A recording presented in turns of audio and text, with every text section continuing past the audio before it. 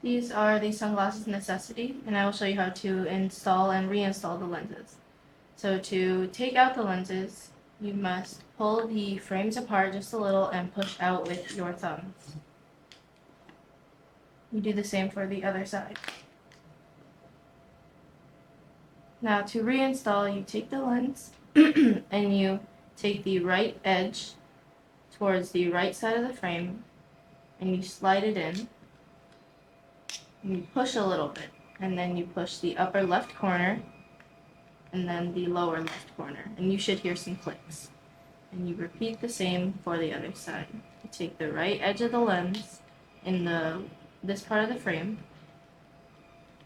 you slide a little and you push the upper left side and then the lower.